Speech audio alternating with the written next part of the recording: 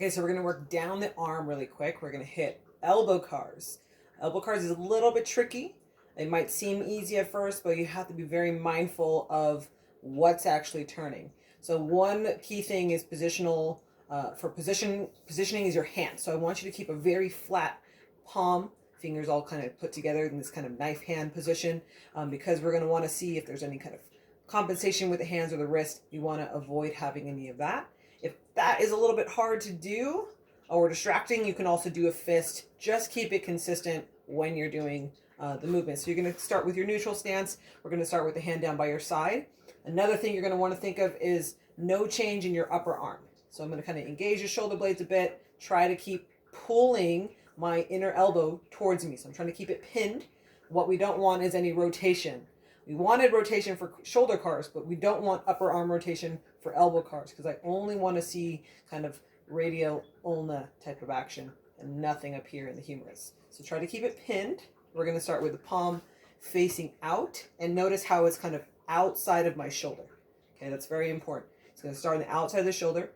Nice knife hand, kind of pin that elbow, and you're just going to bring it up to the top. Okay, notice again how my elbow's not moving away. I want to keep it pinned.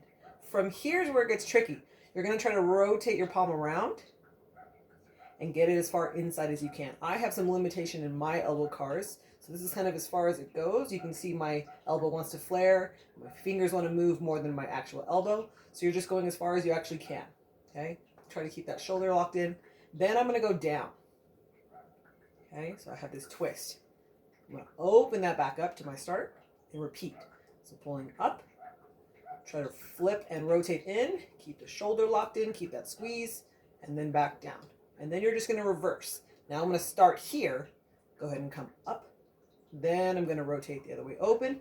Again, notice how it switches from inside to outside the shoulder, back down. Now this time I'm going to go ahead and rotate from down here, still trying to resist rotation here, bringing it up, rotating open, and bringing it back down.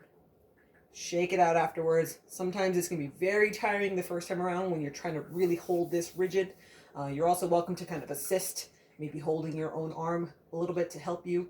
Either way is fine, but you're just trying to make sure it's only happening here in this lower half, not in the upper half. Okay, so that's elbow cars.